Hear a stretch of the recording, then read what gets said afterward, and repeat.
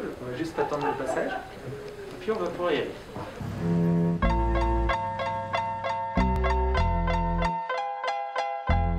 Pierre Dorian, présentateur du Super Moscato Show, 15h-18h tous les jours avec Vincent Moscato, Eric Dimeco, Marie Zévan, GP, Denis Charvet, Adrien Gouin. Voilà, émission qui existe depuis 13 ans.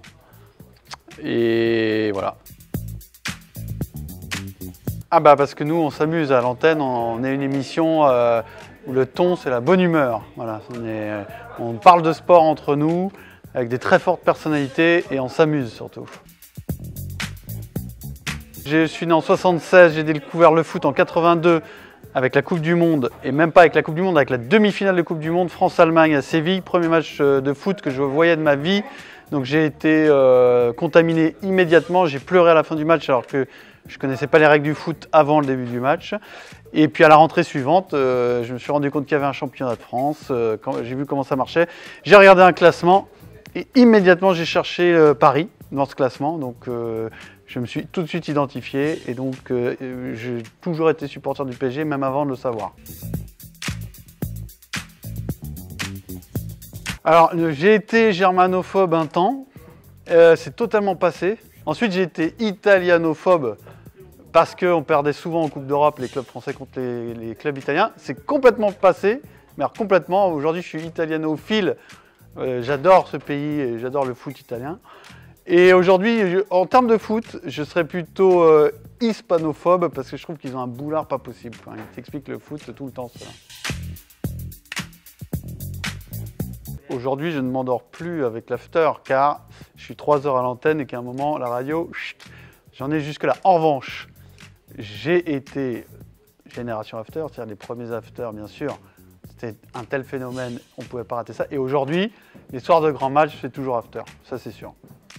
Surtout les grands matchs équipe de France ou Coupe d'Europe, PSG ou Lyon ou Marseille, oui.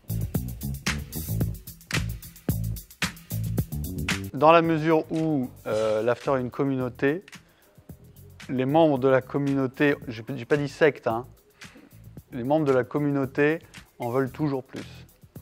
Donc ce sera un prolongement de l'after et ça va cartonner. En tant qu'auditeur de l'after, moi ce que je veux, c'est les débats polémiques sur mon club, en 1. En 2, c'est les débats polémiques sur les autres clubs.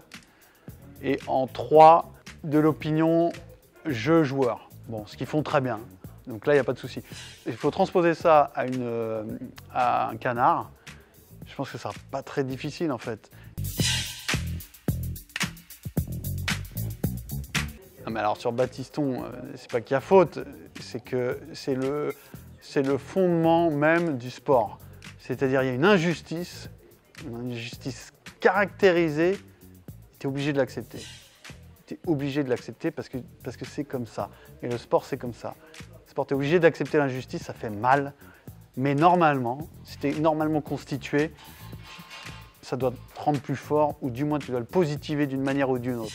Soit en étant plus fort la fois d'après, soit, et ça je sais de quoi je parle en étant supporter du PSG, en rendant les succès futurs meilleurs.